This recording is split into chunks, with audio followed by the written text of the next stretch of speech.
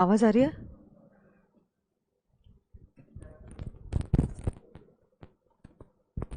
करना है क्या स्टार्ट? हो गया स्टार्ट? हो गया स्टार्ट? ठीक ठीक।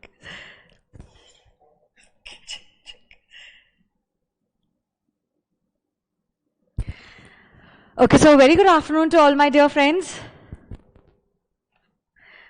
Hello everyone, good afternoon.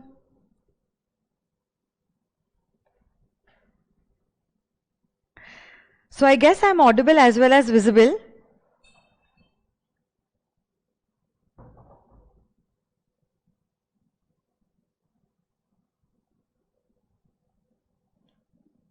Hello G, hello. Good afternoon everyone. Jai Jinein Anil.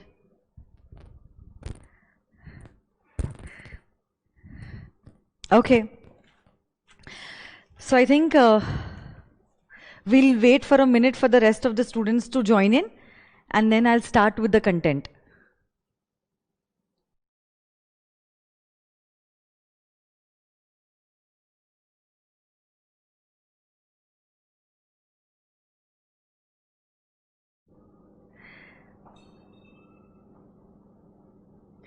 Prajwal, आपका नेट जो है शायद से उसमें कुछ प्रॉब्लम होगा, बिकॉज बाकी सारे स्टूडेंट्स को तो मैं दिखाई दे रही हूँ. If you are not able to view my lectures then I think there is some connectivity issue at your and.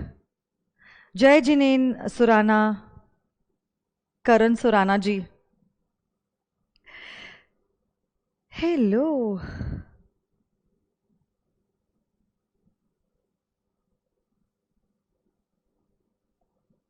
Okay, you are waiting for me, but I'm waiting for the other students to join in. So that is what I said, कि 1 minute का समय हम लेते हैं, and then I'll start with the topic, okay?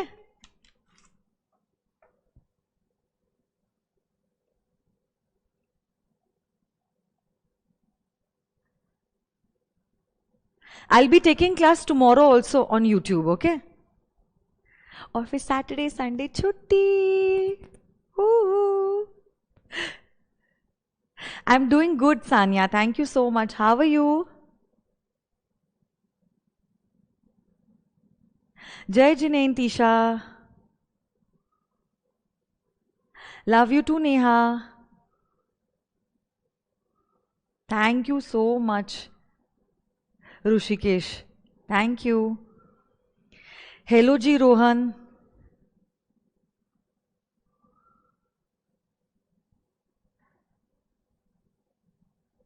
Thank you so much, Paras. Thank you. Yes, बेटा मैंने lunch कर लिया. आप लोगों ने लंच कर लिया? I'm good, Raj. Thank you so much.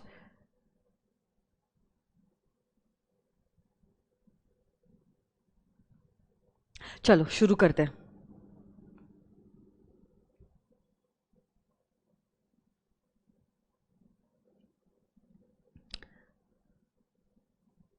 Meet, I'll tell my team to get back to you, okay?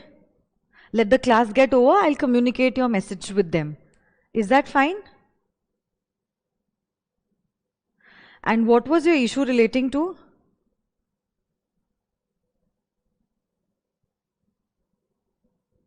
Okay. Saturdays को usually class होती है, but because this is officially the first weekend, I will be giving you all off on Saturday and Sunday. अगले हफ्ते से obviously Saturdays class होगी, Sundays छुट्टी होगी, ठीक है? चलो आ जाइए. I'm good. Thank you so much. चलो. So let us begin with today's class. A very good afternoon to all of you all. आज ऑफिशियली हम लोग शुरुआत करने वाले हैं with the Indian contract act 1872. But उसके पहले कल मैंने कुछ हल्की सी झलक आप लोगों को दी थी रिलेटिंग टू एक्ट क्या होता है, लॉ क्या होता है, एक्ट कैसे बनता है. उसी से रिलेटेड पहले मैं रिवाइज करना चाहती हूं, and then we will move on to the first section of the contract act 1872। तो सबसे पहली बात, क्या आप लोग मुझे बता सकते हो इन द चैट बॉक्स, आप लोगों को मुझे बताना है, लॉ और एक्ट ये दोनों भी चीजें सेम होती है या अलग अलग होती है? लॉ और एक्ट ये दोनों भी चीजें सेम होती है या अलग अलग होती है? बोलो, लॉ और एक्ट सेम है या अलग है? Which is the broader concept and which is the narrower one? Please let me know, come on, tell me.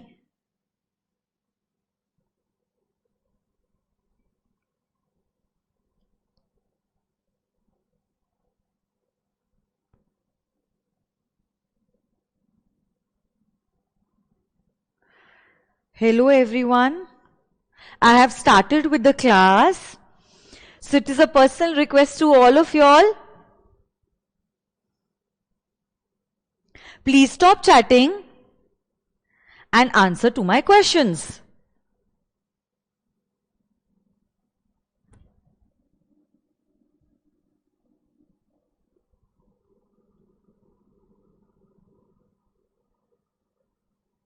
Okay, कोई बात नहीं. Okay, listen. What do you mean by an act? Act is equal to section plus subsection plus clause and subclause. Act is a small part of the broader word which is known as law.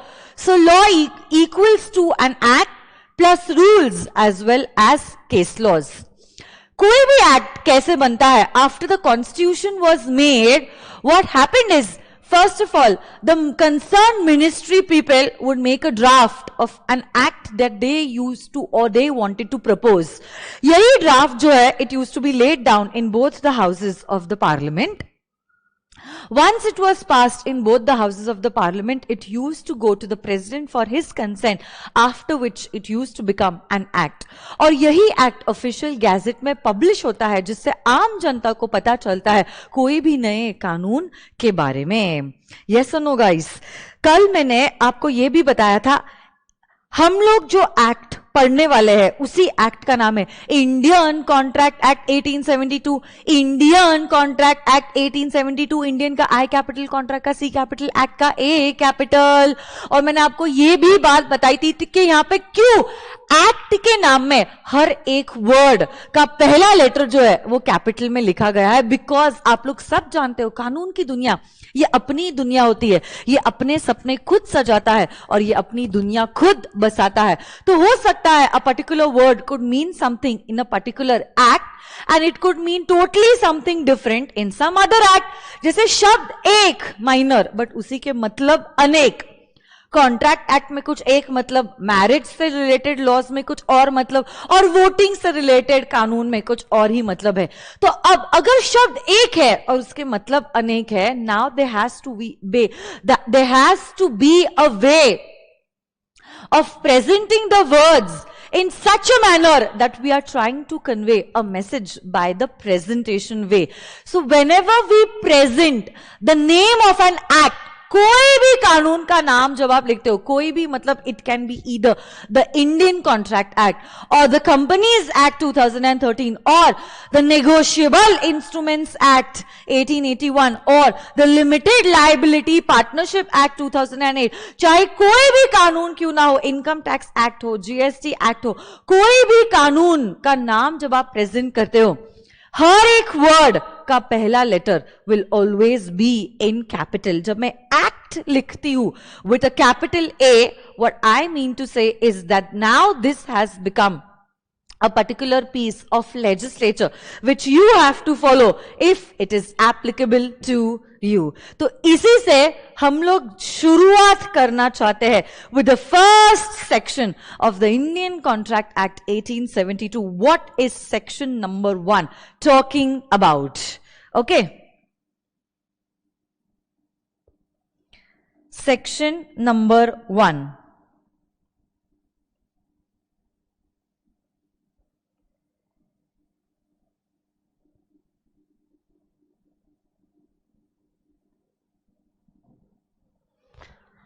हर एक कानून का पहला section number जो है, हर एक कानून का पहला सेक्शन नंबर जो है, it is always talking about the applicability of the act, और हमारा इंडियन कॉन्ट्रैक्ट एक्ट का भी सेक्शन नंबर 1 जो है वो एप्लीकेबिलिटी के बारे में ही बात करता है. So yes my dear friends, section number 1 is talking about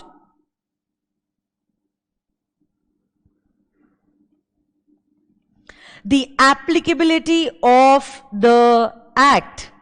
What do you mean by applicability of the act? Applicability का मतलब होता है ये जो कानून है, ये कानून मतलब कौन से कानून के बारे में हम बात कर रहे हैं? We are talking about the Indian contract act 1872. ये किन किन लोगों को अप्लाई करता है और कब कब अप्लाई करता है? तो ऑब्वियस सी बात है, it is going to get attracted only when two persons are entering into a contract. क्या होता है कॉन्ट्रैक्ट? इस शब्द का मतलब वो हम लोग आज ही देखने वाले हैं, सो उसके लिए सब्र कीजिए. बट जहां तक ज्योग्राफिकल एप्लीकेबिलिटी की बात आती है, माय डियर फ्रेंड्स,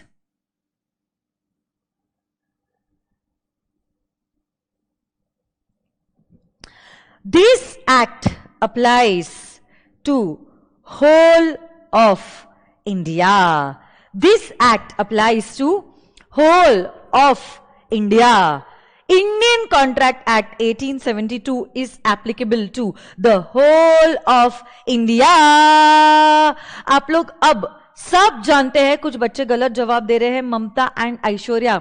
आप लोग जानते हो कि कुछ समय पहले ही, कुछ साल पहले ही भारत संविधान का आर्टिकल नंबर 370, तो इंडियन कॉन्स्टिट्यूशन का आर्टिकल 370 जो है अब वो हटाया गया है.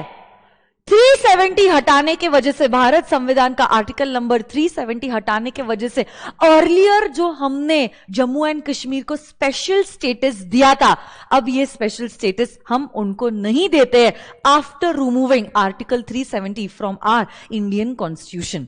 क्या आप लोग जानते हो 370 किस चीज के बारे में बात करता था? Yes, very good. So I think most of you all are aware about the fact कि 370 हट गया है. तो यहां पे मुझे दिख रहा है किशन जो है वो कह रहा है मैम 370 आर्टिकल हट चुका है. तो अब ऐसे केस में विदुषी भी कह रही है मैम दैट 370 आर्टिकल अब हट चुका है. तो yes my dear friends, you are perfectly correct. I am so proud of you my dear students. देखो, earlier through article number 370 of our Indian constitution we were giving मतलब ये पहले की बात है, the state of Jammu and Kashmir a special status. Special status का क्या मतलब होता है? कोई भी कानून जब कभी भी इंट्रोड्यूस किया जाने वाला होता है, भारत सरकार जम्मू एंड कश्मीर के राज्य सरकार से पूछती थी कि क्या आप चाहते हो ये कानून आपको एप्लीकेबल हो. वहां की राज्य सरकार ने अगर कहा हाँ, तो ही वहां पे कानून एप्लीकेबल होता था, अदरवाइज वहां पे कानून एप्लीकेबल नहीं होता था. समझ में आई ये बात? But now recently, thank you so much Amit Shah ji, because of his efforts, combined efforts, obviously what happened is Article 370 was removed from our constitution, because of which now, my dear friends, no special status is given to the state of Jammu and Kashmir. जैसे बाकी के राज्य है, तो जैसे आपका राजस्थान है, महाराष्ट्र है, गुजरात है, कर्नाटका है, हमें फर्क नहीं पड़ता, जम्मू एंड कश्मीर भी वैसा ही राज्य है. अगर कोई कानून है जो इंडिया को एप्लीकेबल होगा, तो automatically it is obviously going to be applicable even to you, to the province of, to the state of Jammu and Kashmir. We do not have to separately ask you whether you want this act to be applicable to you or not be applicable to you. So, a good news for you also, my dear friends. Now, you don't have to learn those provisions. Ye act applicable to whole of India except Jammu and Kashmir. Ye act applicable to whole of India, because now, after this 370 article has been removed from our constitution, every act is now going to be applicable to the whole of India. And obviously baat hai, when I say it is applicable to whole of India, obviously Jammu and Kashmir is an integral part of our country. It is also applicable to that particular state. तो जैसे बाकी के state से हमारा Jammu and Kashmir भी वैसा ही state रहेगा. यस और no guys? Yes.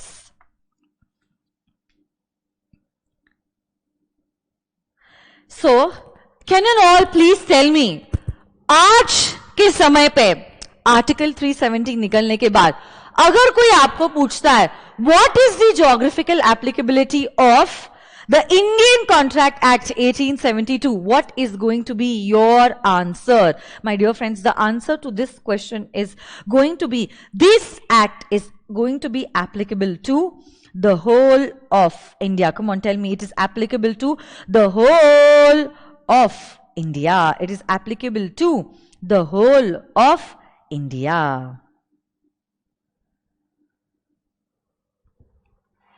So very good, my dear friends. I can see all of you all, almost all of you all have given me the correct answer. This act is applicable to whole of India. So Hani Mehta, Akshat Raj, Sanskar Gupta, very good. Samyak Jain, good. Hardik, Divya, Akhil, Afreen, Kunal, उसके साथ विवेक, Rishabh, Lisa, Surana Karan, Aman, Arav, oh my god, so many students, इतने सारे students हैं. आप सब लोगों ने एकदम सही जवाब दिया है and I'm so proud of you, my dear friends. Okay, so this act is applicable to whole of India. It is applicable to the whole of India. But India में अब ये act किन किन लोगों को applicable होता है? Obviously, this act will be applicable if two persons have entered into a contract. If two persons have entered into a contract. If two persons have entered into a contract.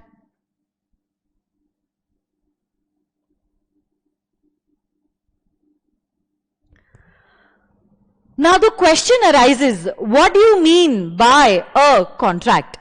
What do you mean by the word contract? अगर मैं Indian contract act को analyse करूं, Indian contract act जो है वो कहती है a contract means N agreement enforceable by law. A contract means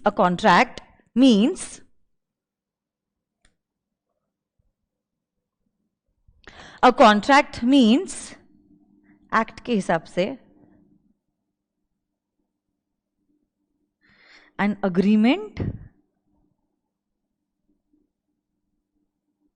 enforceable by law. An agreement enforceable by law means a contract. An agreement enforceable by law means a contract. An agreement enforceable by law means a contract. But अब question ये arise होता है, agreement मतलब क्या and enforceability bye law मतलब क्या? Ma'am we have no idea about what these words are talking about. Don't worry, उसी के लिए तो मैं यहां पे हूं आप लोगों के पास. यस और no guys, what do you mean by the word agreement? Agreement मतलब ऑफर प्लस एक्सेप्टेंस. अग्रीमेंट इस शब्द का मतलब होता है ऑफर प्लस एक्सेप्टेंस. तो जैसे कि से फॉर एग्जाम्पल मैं आप लोगों को पूछती हूं, today is the last session for the day. तो आप लोगों का ऑलरेडी मैथ्स, इकोनॉमिक्स, अकाउंट्स हो चुका है और अब लॉ के बाद आपकी सारी क्लासेस जो है वो खत्म हो जाएगी. तो क्या क्लास के बाद आप मेरे साथ आइसक्रीम खाने चलोगे? क्या क्लास के बाद मेरे साथ आप आइसक्रीम खाने चलोगे? अब जब मैंने ये चीज आपसे पूछी है, what I have done is I have made an offer. Okay?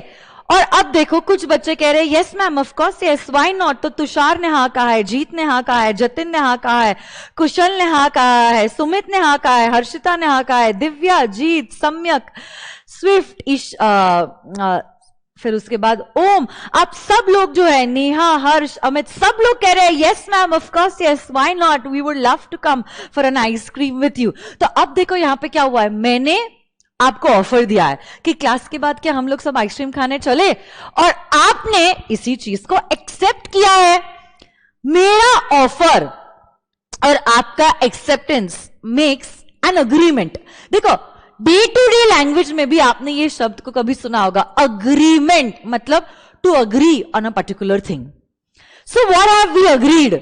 We have agreed to the fact that after my class comes to an end, we will all go for an ice cream. But yes, let me tell you all these things. ये सारे examples जो मैं class में दे रही हूँ ये काल्पनिक है, वास्तविक जीवन से इनका कोई भी लेना देना नहीं है. ओके, तो सुनो ना मेरी बात. यहाँ पे क्या हुआ है? We have agreed upon a particular thing. What is this particular thing?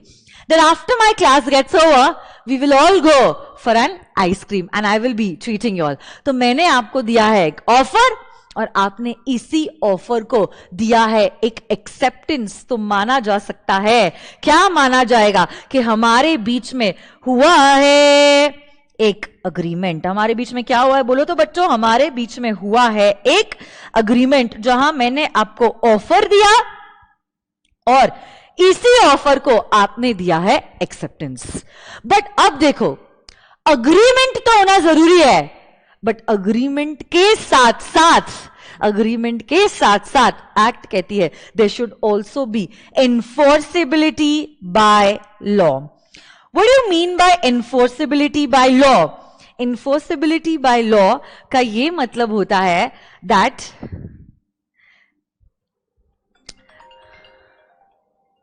Enforceability by law का यह मतलब होता है that there should be a legal obligation between the two parties. ये दो पार्टीज जिनके बीच में अग्रीमेंट हुआ है उनके बीच में होना चाहिए लीगल ऑब्लिगेशन. क्या होना चाहिए बोलो तो? Legal obligation.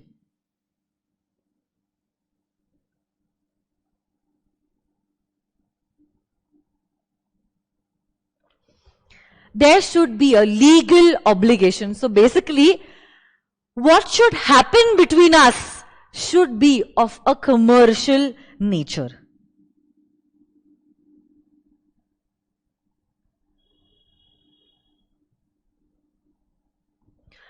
तो ही हम कह सकते हैं कि हमारा ये जो अग्रीमेंट है वो एनफोर्सेबल बाय लॉ है.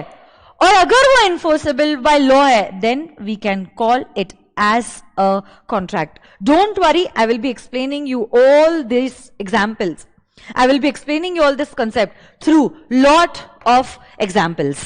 तो देखिए यहां पे क्या हुआ है. सबसे पहले एग्जाम्पल में देखो,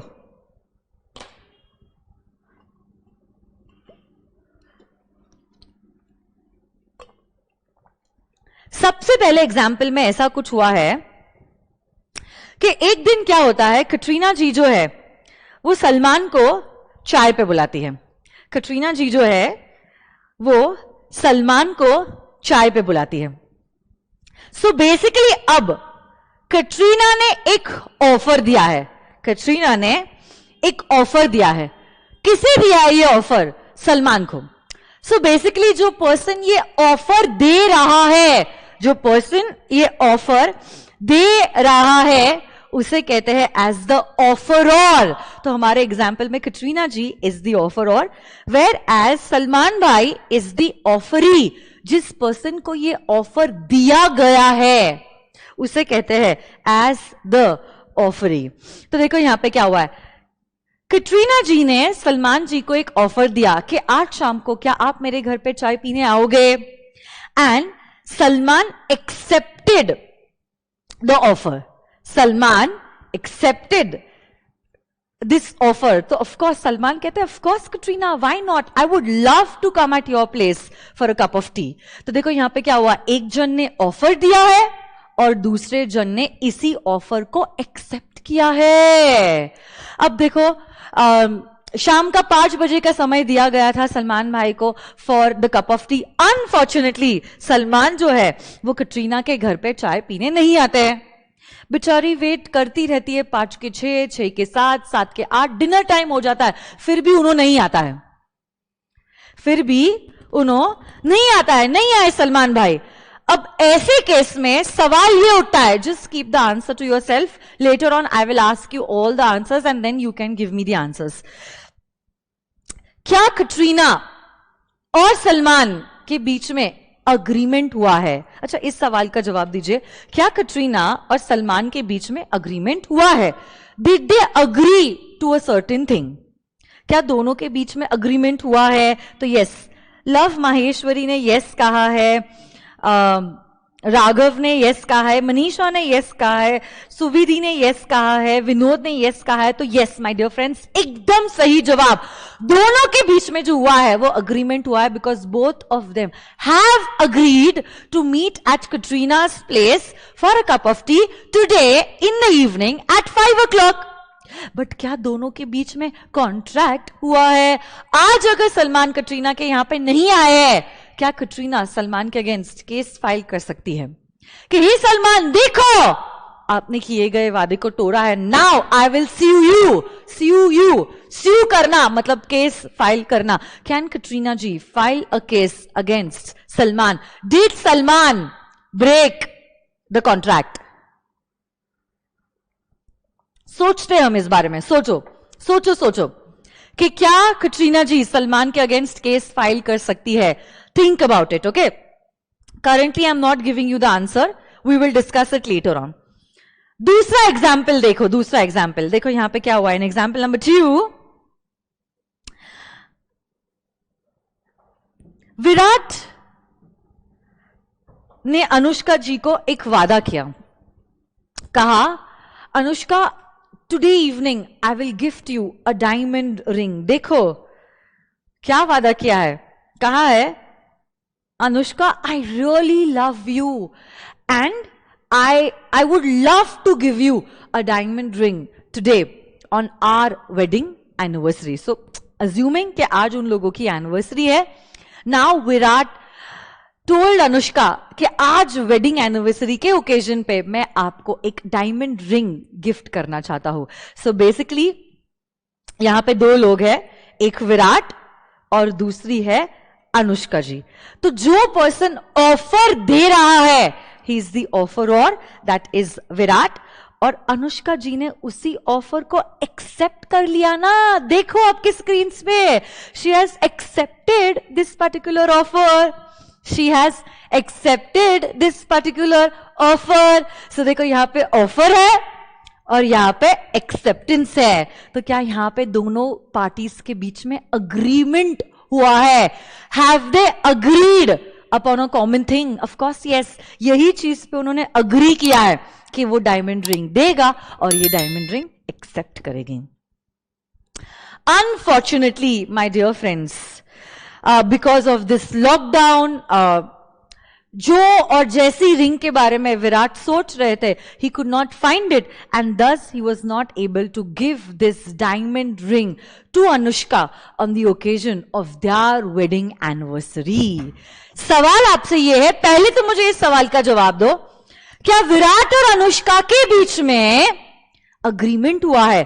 क्या विराट और अनुष्का के बीच में अग्रीमेंट हुआ है? अग्रीमेंट मतलब आप जानते हो, ऑफर प्लस एक्सेप्टेंस। क्या दोनों ने एक ही चीज के ऊपर अग्री किया है? तो इस सवाल का जवाब है यस, दोनों के बीच में अग्रीमेंट हुआ है, दोनों के बीच में अग्रीमेंट हुआ है।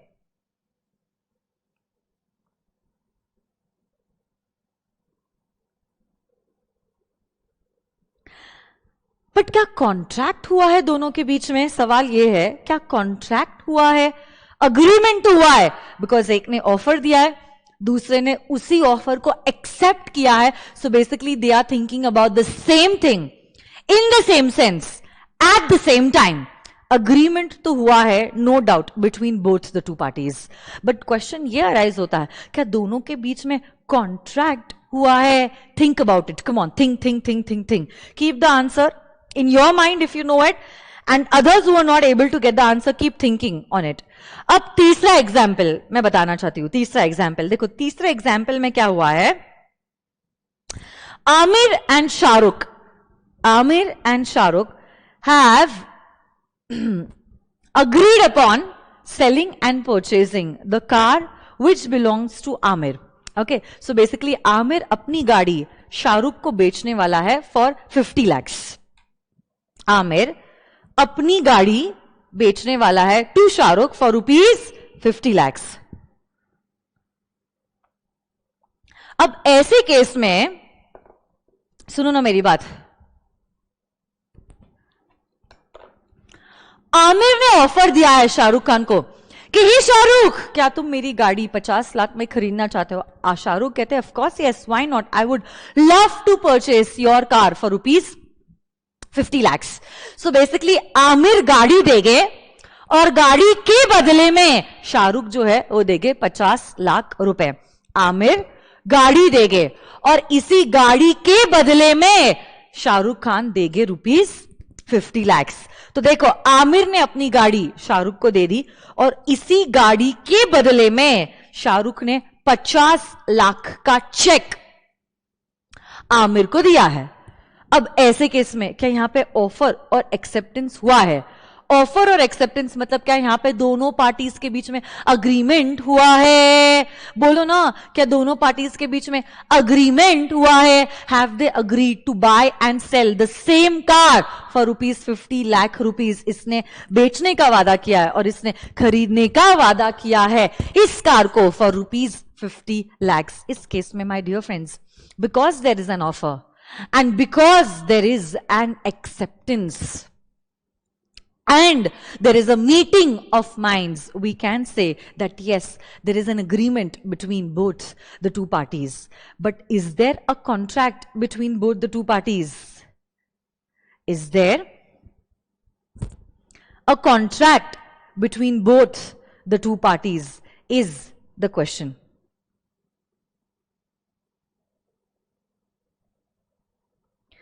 सो कॉन्ट्रैक्ट है या नहीं है? विल डिपेंड अपॉन क्या एनफोर्सेबिलिटी बाय लॉ है या एनफोर्सेबिलिटी बाय लॉ नहीं है. क्योंकि आपने अगर देखा होगा तीनों भी एग्जाम्पल्स में, एग्जाम्पल नंबर 1 में, एग्जाम्पल नंबर 2 में और एग्जाम्पल नंबर 3 में, तीनों भी एग्जाम्पल्स में ऑफर है, एक्सेप्टेंस है. ऑफर है, एक्सेप्टेंस है. ऑफर है और एक्सेप्टेंस है मतलब तीनों भी केस में वी आर 100% श्योर कि अग्रीमेंट तो है ही. तीनों भी केस में वी आर 100% श्योर कि अग्रीमेंट तो है ही. बट अब क्वेश्चन ये अराइज होता है, क्या अग्रीमेंट के साथ साथ इन तीनों भी केसेस में क्या कॉन्ट्रैक्ट भी बना है? क्योंकि अगर अग्रीमेंट के साथ आपको मिल जाता है enforceability by law, then it will be considered as a contract. So now the thing is, what do you mean by enforceability by law? What do you mean by enforceability by law? Whenever an agreement is of a commercial nature,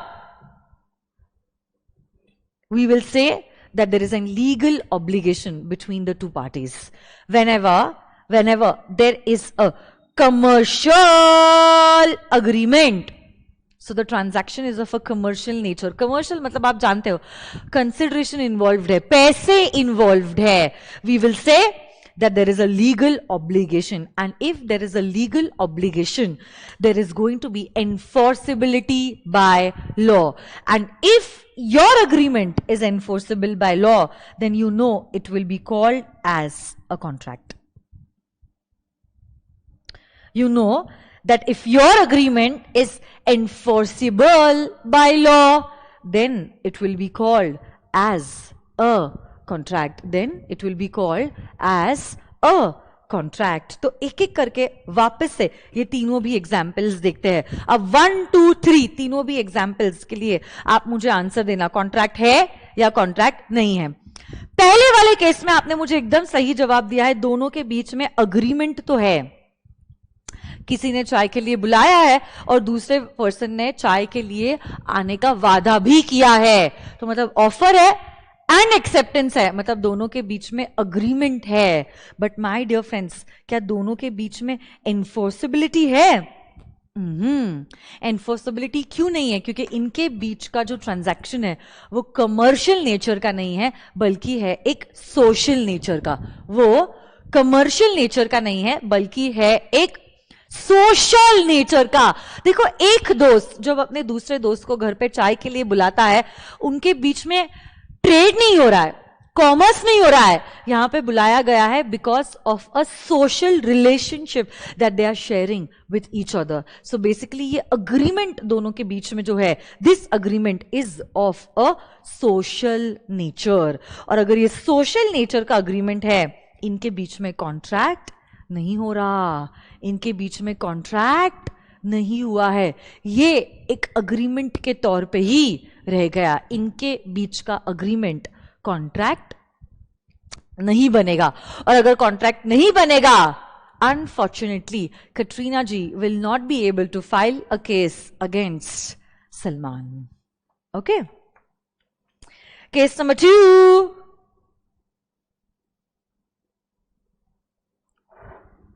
यहां पे Virat gave an offer to buy a diamond ring for Anushka, but now यहां पे offer को acceptance तो मिल गया, मतलब दोनों के बीच में अग्रीमेंट तो हो गया, but now this agreement is of a domestic nature. Husband और वाइफ के बीच का agreement is of a domestic nature. It is not of a commercial nature. And because it is of a domestic nature, my dear friends, this is not enforceable by law. No enforceability, no contract.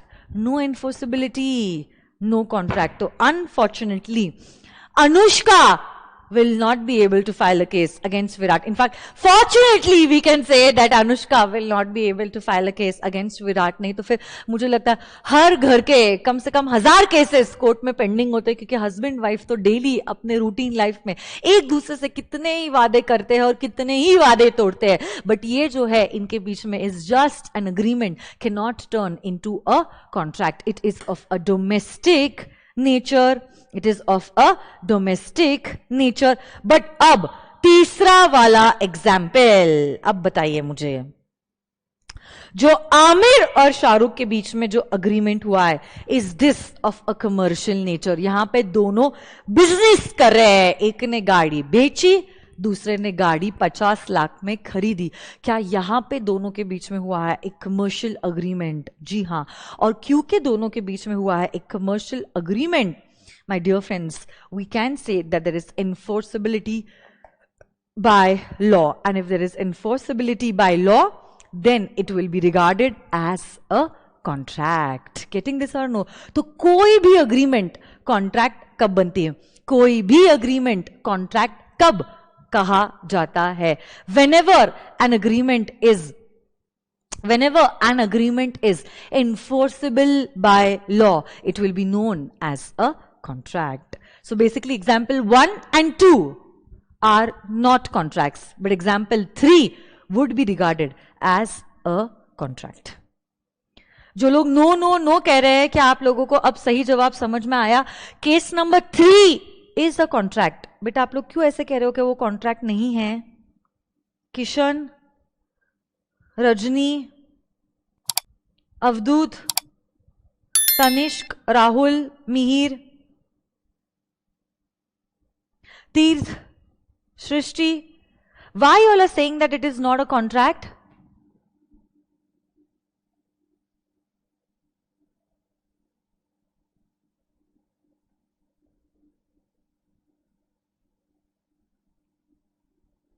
First of all, you all are saying no for case 1 or case 2 or case 3. I am not able to understand only in the chat box. जब आप answer दे रहे हो, please at least tell me you are saying no for which one, case 1, 2 और 3, क्योंकि 1, 2 का answer no है, जबकि केस 3 का आंसर यस है. अच्छे बच्चे हो ना आप लोग? कंप्लीट आंसर्स दे दीजिए, यस, नो, डोंट नो, ऐसा मत कीजिए, अच्छे से जवाब दो.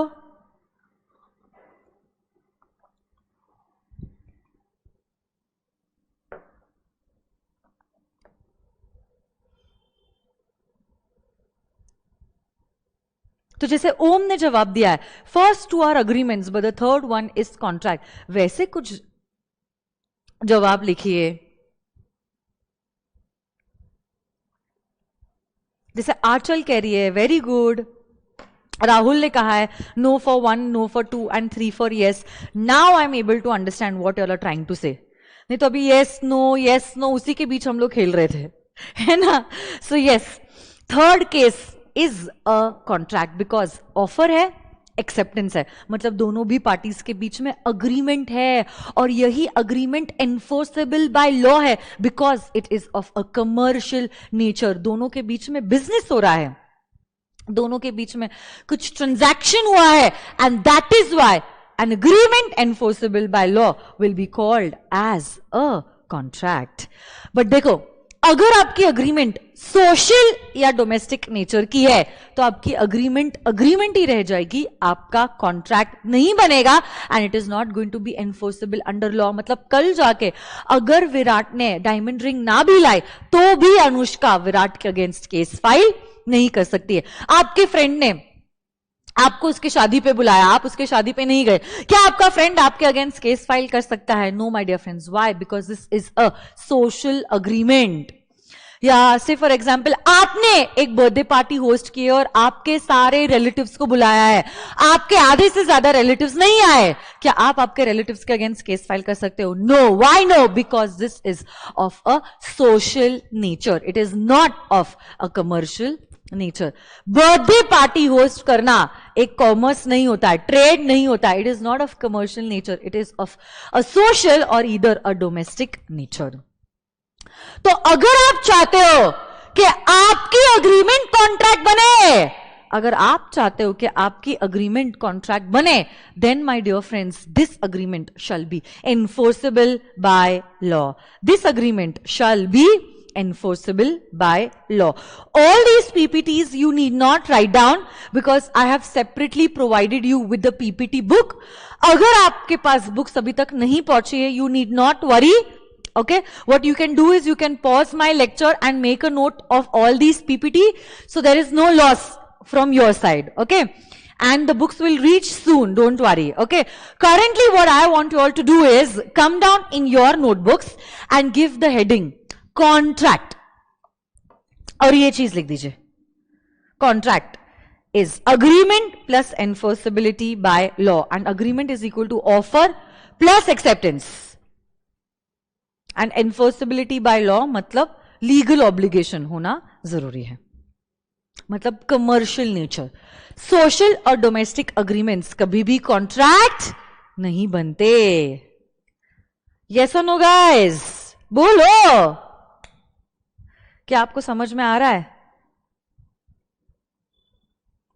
Please right this down in your notebooks.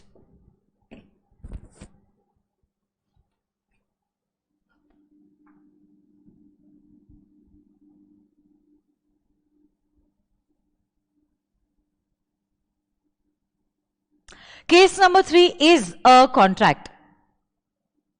Okay, so no, you all told for case number 2. Okay, fine.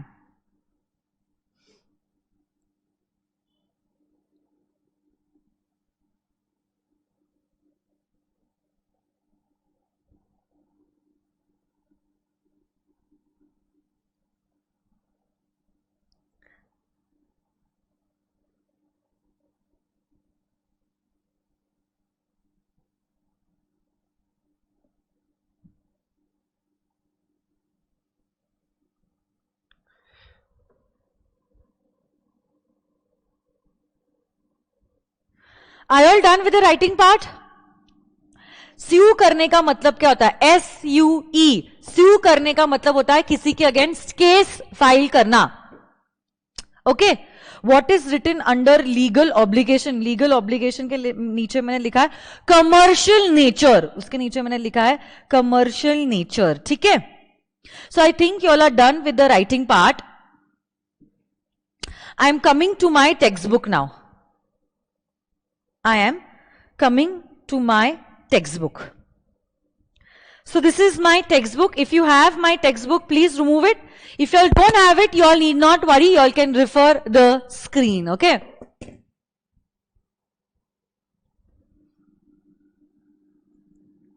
Thank you so much, dear.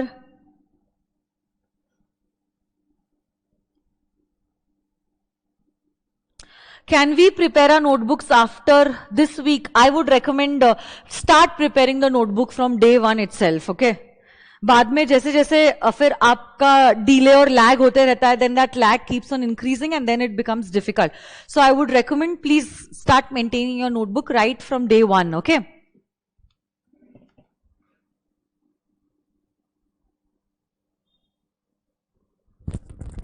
आ जाइए.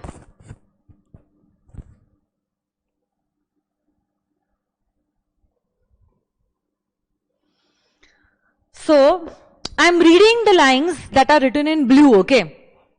Because I already told you all those are the important sentences.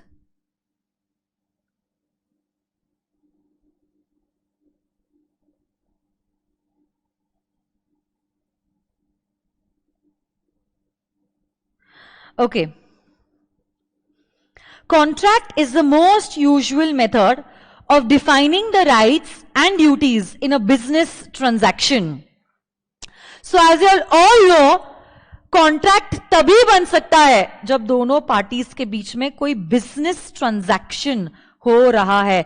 So basically the relationship between the parties should be of a commercial nature, not of a domestic और अ social nature.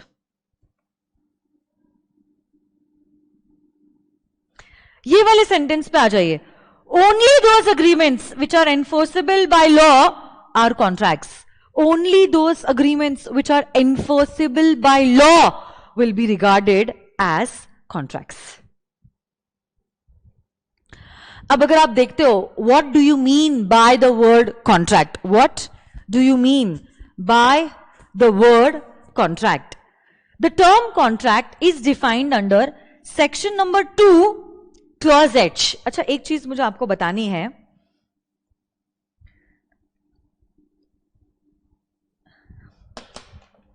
Section number 1 was about the applicability of that, कि ये जो Indian contract act है ये किन किन लोगों को अप्लाई करता है और कब कब अप्लाई करेगा. Section number 2 under this act is all about definitions. So section number 2 में आप बहुत सारे शब्दों की डेफिनेशंस देखोगे. अग्रीमेंट की, कॉन्ट्रैक्ट की, कंसिडरेशन की, प्रॉमिस की, ऑफर की, एक्सेप्टेंस की, बहुत सारे शब्दों की डेफिनेशंस जो है वो सेक्शन नंबर 2 में बताई गई है. तो बेसिकली सेक्शन नंबर 2 के बहुत सारे बच्चे हैं, ओके? और हर एक बच्चा एक शब्द को डिफाइन करता है. तो जैसे कि there is one definition of the word contract, consideration, agreement, offer, acceptance, promise, ऐसे करके अनेक शब्दों को डिफाइन किया गया है अंडर सेक्शन नंबर 2. अब सुनो ना मेरी बात. देखो, सेक्शन नंबर 2 में अनेक डेफिनेशंस है and these definitions are not related to each other. These definitions में बहुत इंपॉर्टेंट चीज बोल रही हूं, so everyone please give your 100% attention on what I am teaching you all. Please suspend whatever you all are doing right now, okay? Please सुनो मेरी बात. Section number 2 में अनेक डेफिनेशंस है and these definitions are not related to each other, क्योंकि हर एक word को अपने आप में डिफाइन किया गया है which is complete in itself. So contract is an agreement enforceable by law. वैसे ही ऑफर को डिफाइन किया गया है, एक्सेप्टेंस को डिफाइन किया गया है, अग्रीमेंट को डिफाइन किया गया है, प्रॉमिस को डिफाइन किया गया है, कंसिडरेशन को डिफाइन किया गया है, अनेक शब्दों को डिफाइन किया गया है under section number 2 and these definitions are not linked with each other. Now, when because definitions are not linked to each other, okay, there is a way of presenting the provisions relating to the definitions. इसीलिए read करते वक्त मैंने कहा contract is defined under section number 2 clause H. Contract is defined under section number 2 clause H. जब कोई section में points होते हैं जो एक दूसरे से रिलेटेड नहीं होते हैं, you read it as clauses. So section 2 clause H defines the word contract. फिर उसके बाद अगर आप आगे देखोगे, section number 2 clause E defines the word agreement. But कल मैंने आपको कंपनीज एक्ट की बेयर एक्ट बताई थी, आपको याद है? उसमें मैंने आपको बताया था section number 8 was talking about not for profit organisation, और पूरा का पूरा section number 8 was talking about not for profit organisation. अब अगर आप सेक्शन 8 पढ़ रहे हो कंपनीज एक्ट का, उसका पूरा कंटेंट, सेक्शन 8 का पूरा कंटेंट एनपीओ से ही रिलेटेड है. So all the points are connected to each other. इसीलिए उसको हम रीड करते हैं as section 8 subsection 1 clause A sub clause 1 2 3 या जो भी दिए गए हैं. समझ में आ रही है या नहीं बात? आई hope you all have very carefully listen to whatever I have said because I'm not going to repeat it for you all again. अगर आप ठीक से नहीं सुन रहे हो, ये प्रॉब्लम मेरा नहीं है, ये प्रॉब्लम आपका है. You have to respect the fact that we are learning virtually. अगर आप खुद की तरफ सिंसियर नहीं हो सकते, so I'm really very sorry. Nobody can be sincere for you. Okay, so you have to actually sit straight like good children. Your eyes and ears should be open. This is the beginning of your dreams. Okay, your journey has just began. Okay, so this is a new class, you all are meeting new classmates, you all are getting introduced to new teachers, you have started with this new journey of CA and you have started and you have stepped towards the first particular thing towards the CA journey, which is your dream, and that is CA Foundation. So you actually have to be sincere towards yourself. I'm not going to repeat whatever I have said. Yes, if you have any doubts, I will clear your doubts. But telling me to explain the point again is an expectation which is not going to be fulfilled. So if you wish to, you can rewind the lecture and watch it again. But I'm really very sorry, I'm not going to repeat the points again and again for you. This is a batch of almost 1300 students. और हर बच्चा हर एक चीज के लिए अगर disturb हो जाता है या किचन में जाके पानी पी लेता है या कुछ स्नैक्स लेके आता है या अचानक से ही सोशल मीडिया सर्फ करने लग जाता है, so I think it is that students problem, not my problem. आप लोग जानते हो क्लास जो है अप्रोक्सीमेटली 1 घंटे की होती है. And you will require a glass of water or say for example a water bottle you will require, or say for example आपको because my session is after lunch, हो सकता है आपको चाय या कॉफी लगती है, whatever it is, you can get whatever you want and keep it ready in front of your desk when the class is getting started. I will not accept any reason or any excuse कि ma'am प्यास लग गई, washroom जाना था, या ma'am चाय पीने की इच्छा हो गई. You all are not kindergarten kids, okay? Try to understand this particular fact. You have entered into this professional journey and I expect you all to start behaving as a professional. Okay? तो आपको already पता हो चुका है कि आपको क्या सारी चीजें लगने वाली है क्लास के वक्त. All the stationery supplies, the water bottle, if you wish to you should keep it with you. Lunch तो आप मेरे क्लास के पहले ही करके आते हो, सो आई डोंट थिंक सो कि आपको भूख लगनी चाहिए immediately with in an hour only.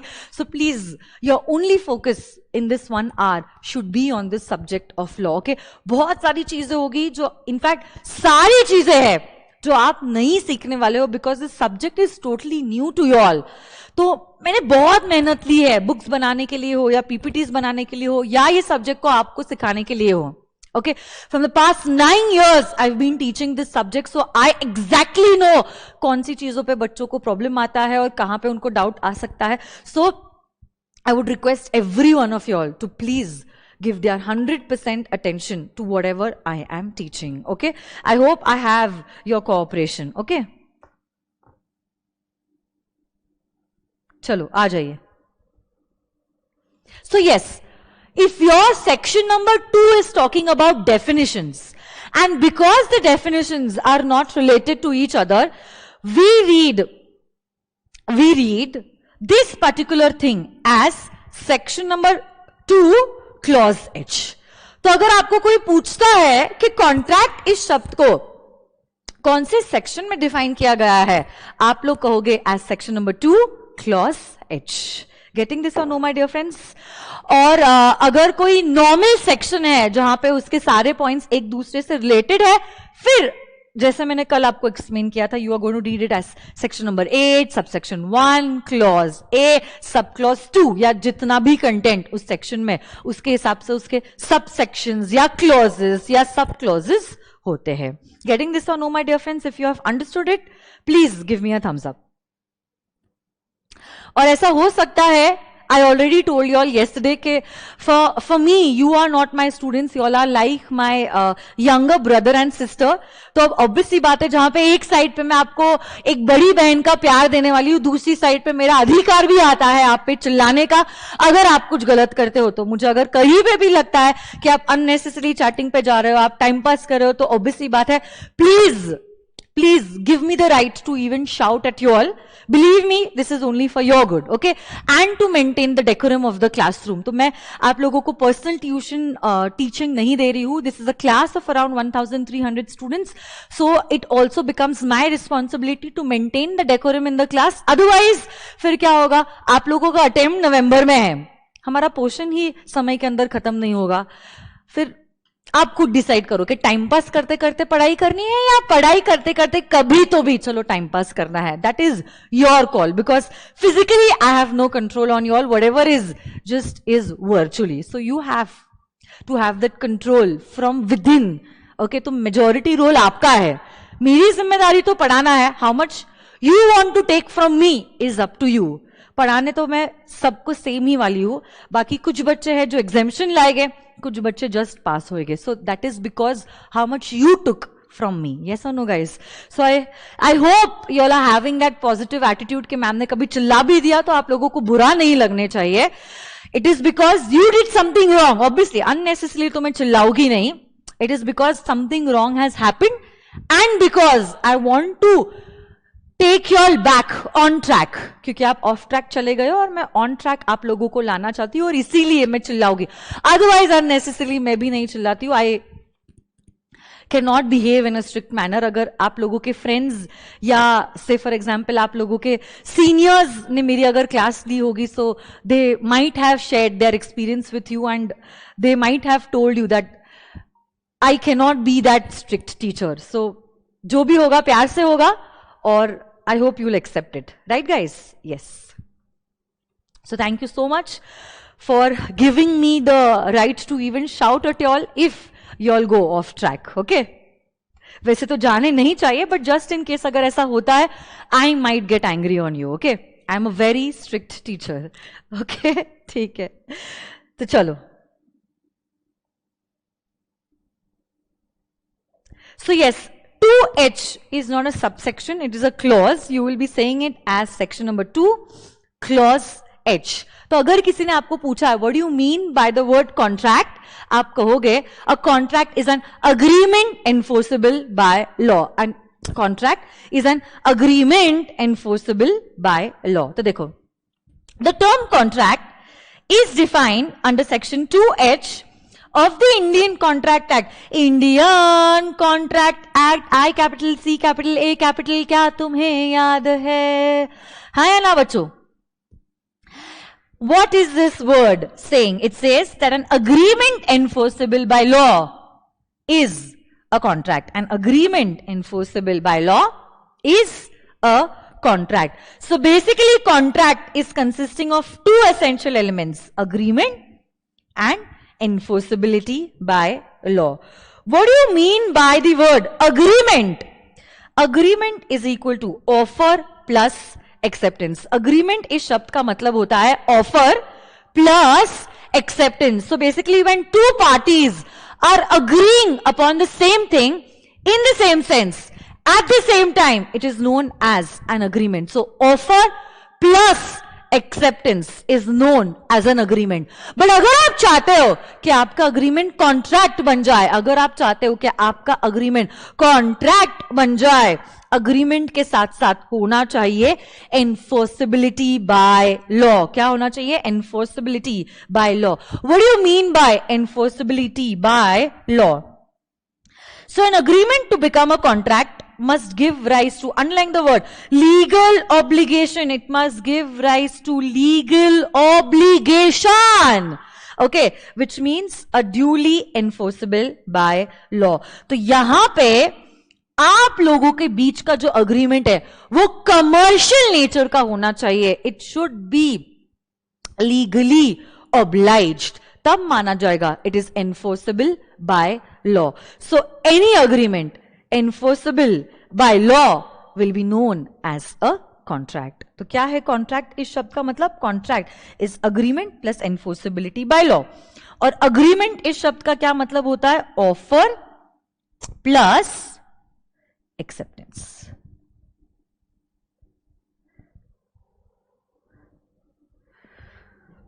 Yes और नो गाइस? अरे बोलो हाँ या ना।